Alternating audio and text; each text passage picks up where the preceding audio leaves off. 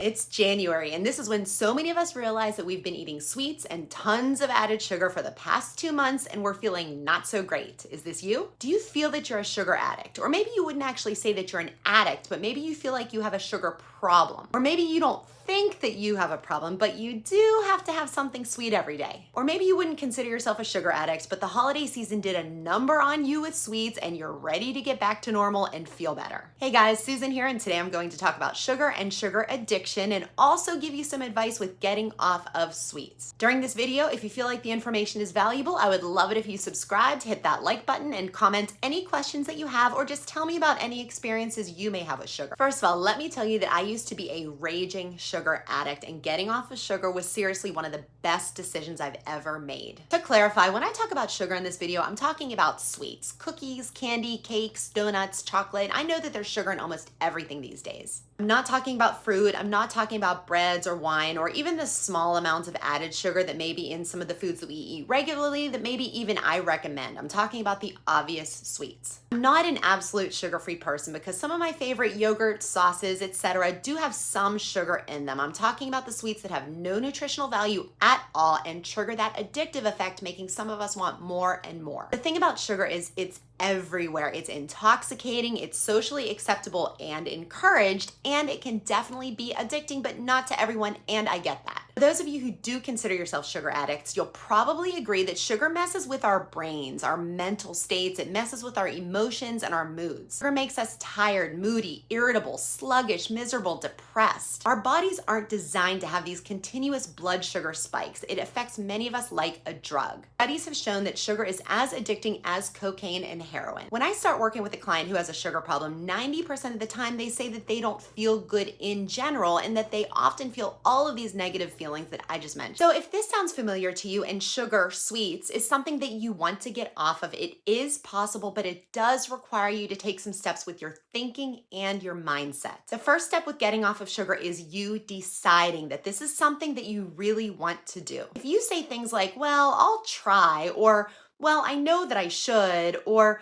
well, I should, but I just love it and there's always a birthday in my family to celebrate, you're probably gonna have a difficult time. You need to make the decision. You need to decide that it's more important to you to feel good, have energy, and not be as moody than it does to eat yummy sweets if they cause you to eat more and more. Again, if you can stop after eating one cupcake or one piece of cake or a couple cookies, then this doesn't really apply to you. I am all about all things in moderation unless it's a trigger food for you. You would never tell a recovering alcoholic, oh, come on, you can just have alcohol in moderation, would you? So you have to decide that you are a person who does not eat sugar, and you have to be sure of that and be intentional with that. Secondly, if you want to get off of sugar, whenever you look at a food that maybe you would consider a weakness of yours, you need to look at it differently. What you need to do is look at it as a drug as opposed to a food, because again, sugar can affect some of us the same way that drugs do. You wouldn't look at an addictive substance and say, I'll smoke that in moderation if you know it's addictive to you, would you? Thirdly, you need to start to rewire your brain. Instead of thinking about how you're going to feel for the few minutes that you're eating something sugary, how yummy it'll taste in your mouth, you need to think about how you're going to feel later if you eat the sweets, and especially if it causes you to spiral and eat more and more. Most likely you'll feel sluggish, moody, depressed, maybe you'll get a headache, maybe your stomach will hurt. This is what was most successful for me, constantly connecting sugar to all of the negative effects that I felt after I would eat it, to the point where I eventually automatically connected them. When I see a cupcake or donuts now, no matter how pretty and yummy they look, in my mind, I'm looking at a depression-filled cupcake or depression-filled donut. Now, to get off of sweets, in my opinion, cold turkey is best. There really is so much advice out there as to how to get off of sugar. Some say to cut down and wean yourself off, and that works for some people, don't get me wrong. But if you truly have a sugar addiction, that's not that easy. If you just really like sweets and you want to cut down, that may be ideal. Again, comparing this to alcoholism, if an alcoholic wants to cut down on drinking, it's not easy. If someone who's not an alcoholic wants to cut down, it's easier to just drink less if it's not an addiction. I'm sure you know someone who's quit smoking, or maybe you did. Most likely they did not wean themselves off of cigarettes, right? Most likely they quit cold turkey. Very often a former smoker will know the exact date that they quit, just like someone getting sober. So if getting off of sugar is something you know you want to do and you know you'd have a hard time weaning, it's about biting the bullet and quitting cold turkey. You need to be honest with yourself as to how much of a trigger sugar is for you. Now, coming off of the effects of sugar, those first 2 to 3 days, I'm not gonna lie to you, you may not feel great. You may get moody, maybe you'll get a dull headache. But this is expected because you're coming off of something that affects you like a drug. And when this happens, it shows you that your body has become addicted and dependent on sugar, and this really should be an indication of a major imbalance in your body, which should motivate you to stay the course. And if you think about it, you probably didn't feel great while you were eating sugar anyways. But the good news is it only takes about 3 to 4 days of being off of sugar for you to feel so much better. It really is amazing how much more energy we have when we're not eating sugar. We sleep better, we're more productive, our skin looks better,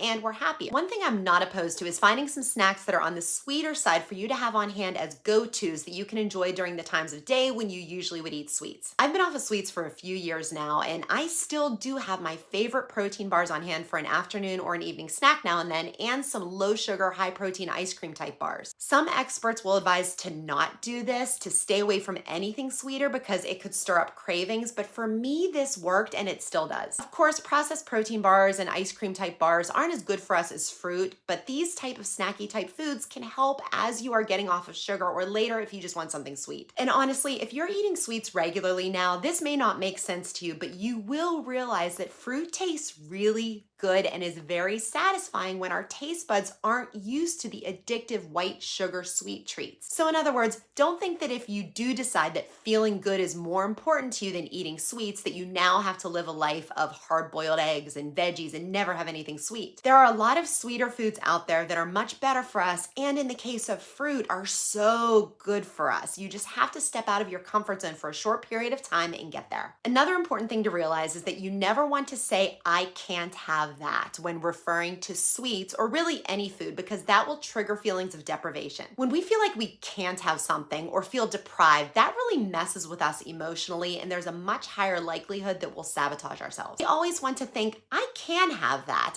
but if I choose to have it, I also choose the negative emotions and physical feelings that I will experience if I start eating something that's addictive to me, especially if I start spiraling and binging. Make sure you know that it's your choice. So if you have a sugar problem, the greatest gift that you can give your body is to get off of it. It is so worth it. I know it, I love it, and it's possible to get off of it for good. If you like this video, hit that like button, leave me a comment, and of course be sure to subscribe. I'll see you in the next video.